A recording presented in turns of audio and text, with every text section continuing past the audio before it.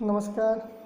आज इस क्लास में हम पढ़ेंगे इंडक्टिव इफेक्ट, प्रेरणिक प्रभाव। प्रेरणिक प्रभाव को हम इलेक्ट्रॉनिक इफेक्ट्स में पढ़ते हैं। इलेक्ट्रॉनिक इफेक्ट्स दो प्रकार के होते हैं, एक तो परमानेंट इलेक्ट्रॉनिक इफेक्ट और एक होता है टेम्परेरी इलेक्ट्रॉनिक इफेक्ट। तो परमानेंट इलेक्ट्रॉनिक इफेक्ट्स है, उसमें हम इंडक्टिव इफेक्ट, रिजोनेंस और हाइपर कंजुगेशन यानी प्रेरणिक प्रभाव, अनुनाद और अतिसंयुग्मन को पढ़ते हैं।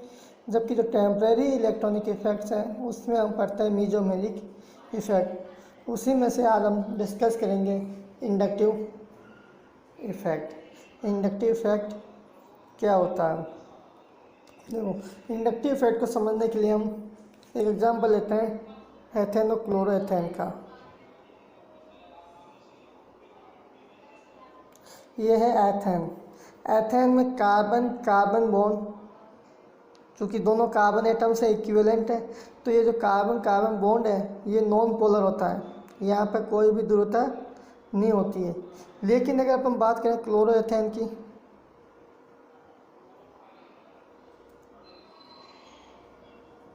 तो इस क्लोरोएथेन में आप देखो क्लोरीन एटम जिसकी विद्युतीयता कार्बन से ज़्यादा है के कारण इस कार्बन कार्बन बॉन्ड में अब पोलैरिटी आ जाती है। क्यों? क्योंकि इस क्लोरीन की विद्युतीयता ज़्यादा होने के कारण इस कार्बन क्लोरीन बॉन्ड के सिग्मा इलेक्ट्रॉन को क्लोरीन अपनी तरफ अट्रैक्ट करेगा, अपनी तरफ डिस्प्लेस करेगा, जिसके कारण इस क्लोरीन पर पार्शियल नेगेटिव चार्ज और इस कार्बन पर पार्शियल पॉजिटिव चार्ज जनरेट हो जाता है। अब इस कार्बन में पार्शियल पॉजिटिव चार्ज जनरेट होने के कारण इस कार्बन की विद्युतीयता इस वाले कार्बन CH3 वाली जो कार्बन है उससे ज़्यादा हो जाती है, जिसके कारण इस कार्बन कार्बन बॉन्ड के इलेक्ट्रॉनों का डिस्प्लेसमेंट अब CH2Cl की तरफ होता है, जिसके कारण इस पर पार्शियल पॉजिटिव चार्ज जनरेट हो जाता है। यानी कि इस नो इलेक्ट्रोनेगेटिव एलिमेंट क्लोरीन के कारण इस कार्बन कार्बन बॉन्ड में क्या आ जाती है? पोलैरिटी आ जाती है।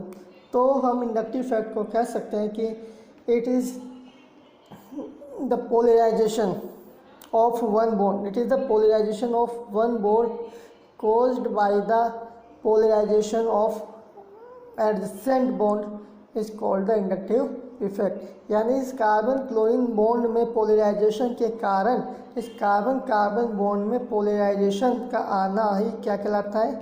Inductive effect.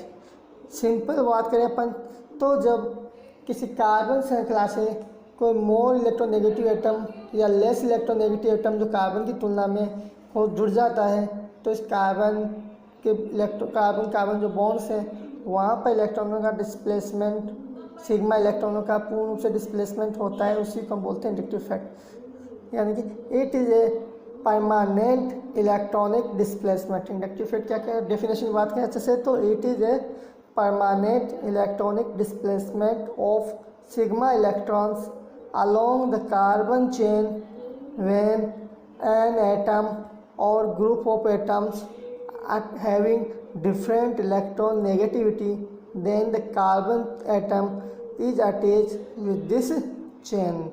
यानी कार्बन श्रृंखला से कोई ऐसा एटम जुड़ जाए जिसकी विद्युतीयता कार्बन से ज़्यादा या अधिक है, तो सिग्मा इलेक्ट्रॉनों का पूर्ण रूप से जो डिस्प्लेसमेंट होता है उसी को क्या बोलते हैं अपन? Inductive effect. तो अपन ने देखा कि इंडक्टिव इफेक्ट किसके कारण जनरेट हो रहा है? विद्युत ऋणता में डिफरेंस के कारण। तो this type of effect is arises because of difference in electron negativity. समझ में आ गई बात? जितनी ज़्यादा इलेक्ट्रॉन नेगेटिविटी में डिफरेंस होगा इंडक्टिव इफेक्ट उतना ही ज़्यादा लगेगा। एक चीज़ और याद रखने की है कि कार्बन और हाइड्रोजन के बीच में कोई भी इंडक्टिव इफेक्ट कार्य नहीं करता है। अब अपन जेड में एक बार लेते हैं, इसका इलेक्ट्रॉन नेगेटिविटी ज़्यादा और एक बार लेते हैं कम, से क्या प्रभाव पड़ता है? देखो, ये कार्बन श्रृंखला है, इसमें जेड है जिसकी विद्युत ऋणता इस कार्बन से ज़्यादा है, तो जेड की विद्युत ऋणता इलेक्ट्रॉन नेगेटिविटी कार्बन से ज़्यादा होने के कारण कार्बन और जेड के जो इलेक्ट्रॉन से बॉन्ड के सिग्मा इलेक्ट्रॉन से हैं वो जेड की तरफ डिस्प्लेस होंगे।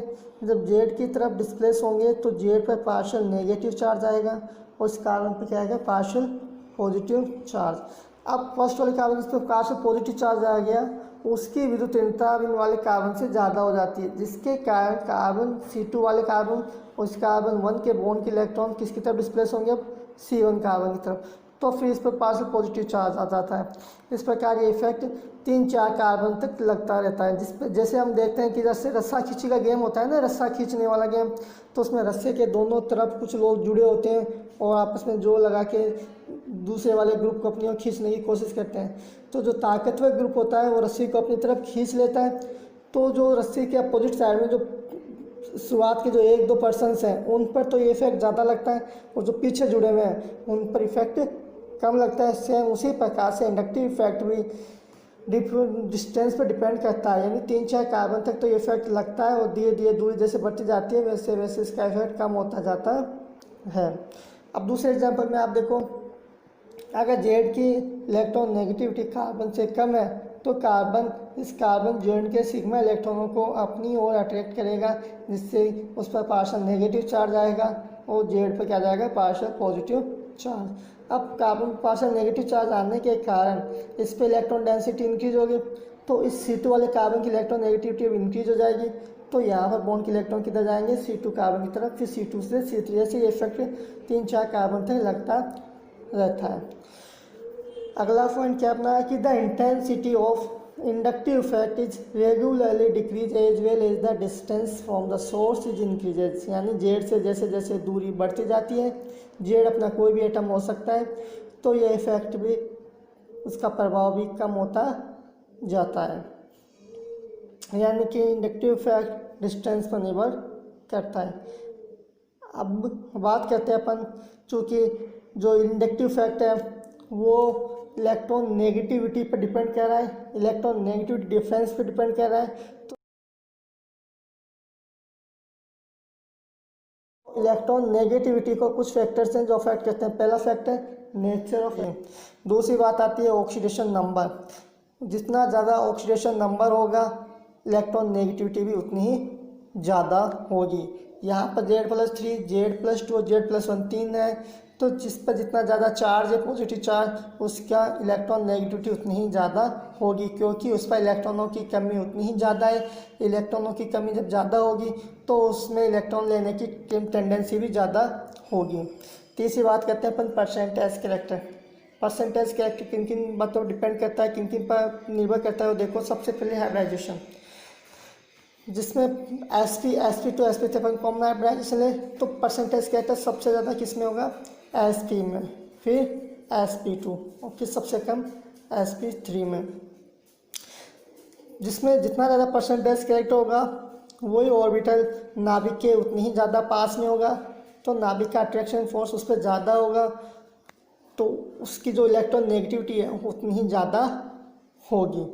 दूसरी चीज़ बॉन्ड ऑर्डर डायरेक्टली प्रोपोर्शनल होता है परसेंटेज कैरेक्टर के। जितना ज़्यादा बॉन्ड ऑर्डर होगा उस बॉन्ड में परसेंटेज कैरेक्टर भी उतना ही ज़्यादा होगा। जैसे sp में बॉन्ड ऑर्डर कितना होता है 180 डिग्री, sp2 में 120 और sp3 में 109 डिग्री 28 मिनट। ये रेगुलर जो हाइब्रिडाइजेशन है उनका बॉन्ड एंगल्स है।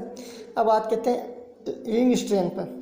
रिंग में जितनी ज़्यादा रिंग स्ट्रेन होगी उसका परसेंटेज कैरेक्टर भी उतना ही ज़्यादा होगा। समझ आ गई बात। जैसे छोटी रिंग है, इसको किस प्रकार से समझ सकते हैं, देखो यहाँ 3 मेंबर और 4 मेंबर रिंग से अपन ने समझा रखा है। 3 मेंबर रिंग में जो रिंग के अंदर वाला बॉन्ड एंगल है वो कितना है 60 डिग्री।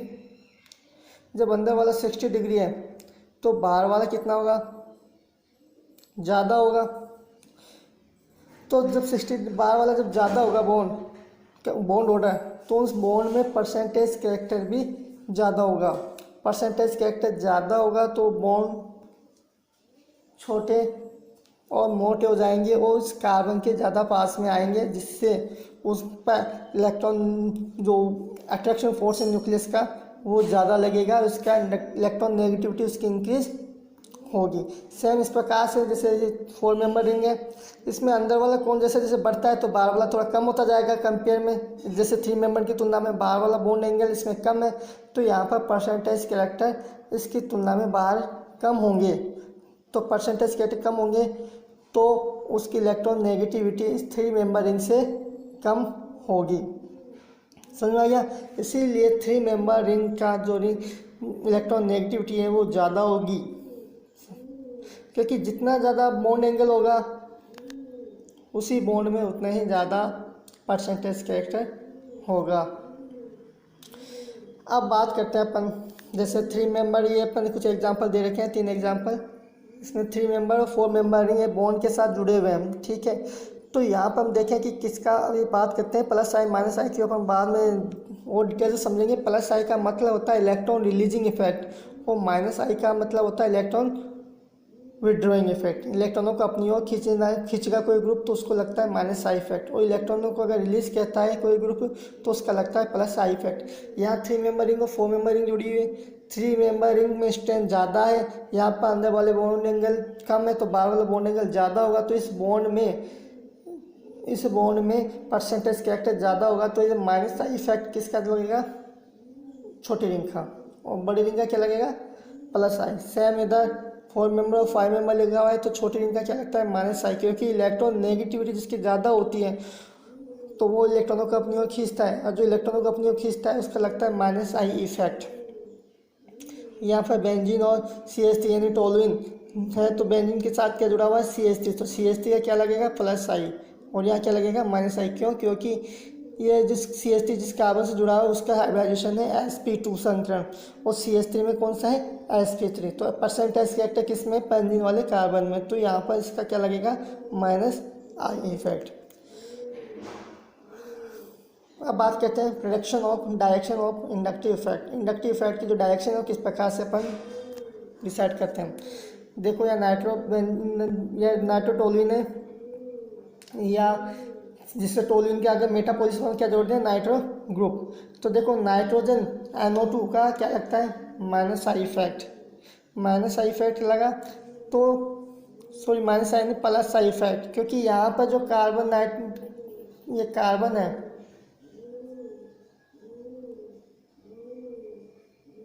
ये गलत हो गया दिखता है।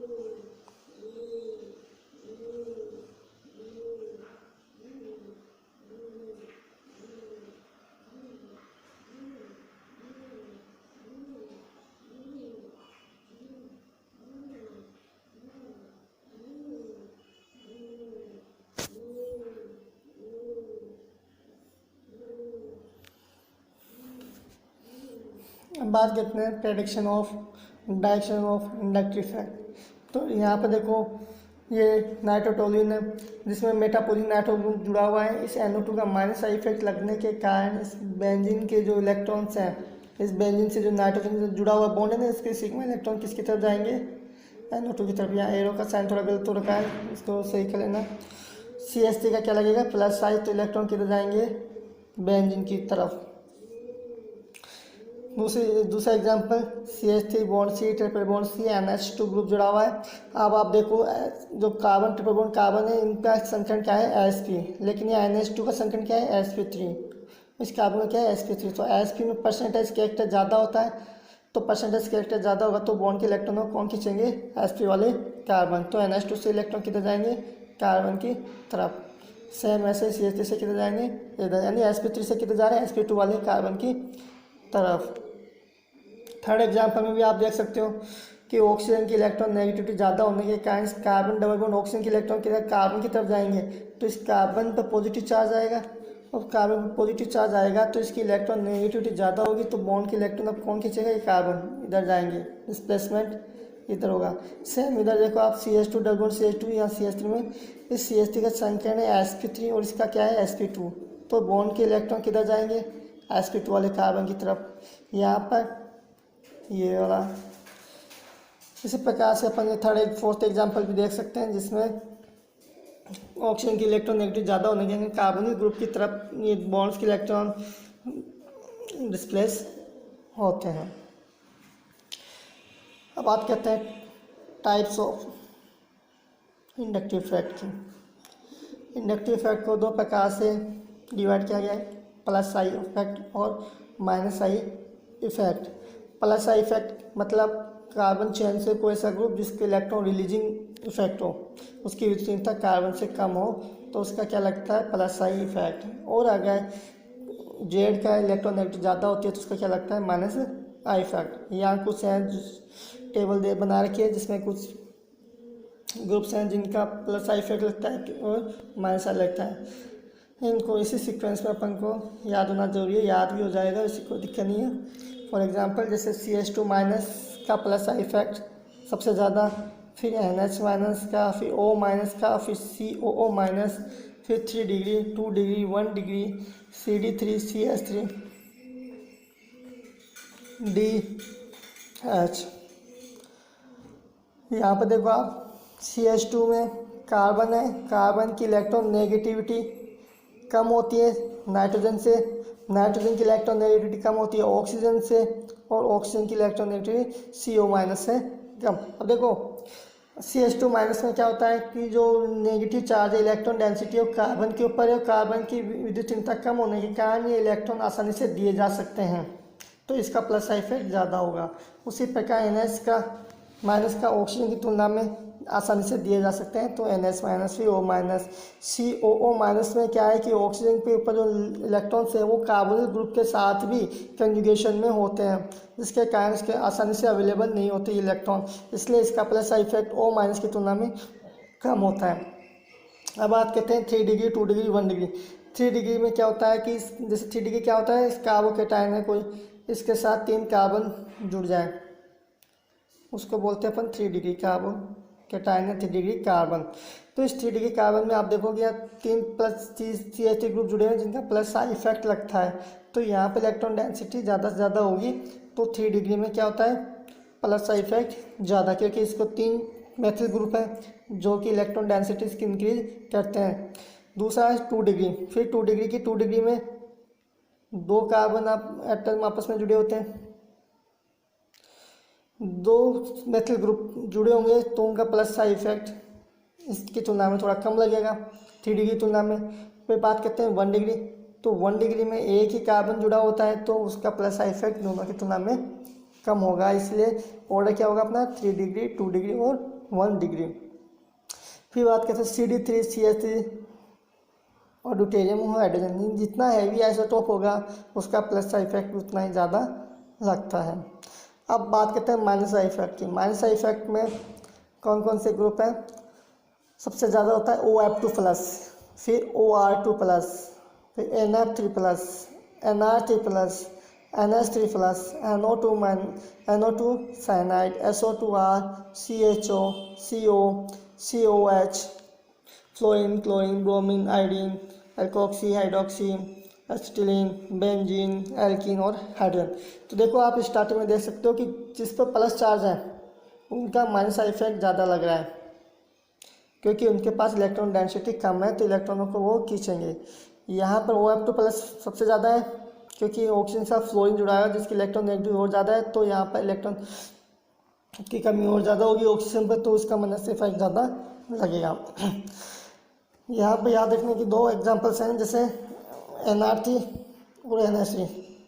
ये आपको याद होना जरूरी कि NR3 प्लस का माइनस आई इफेक्ट ज़्यादा होता है NH3 से। क्यों?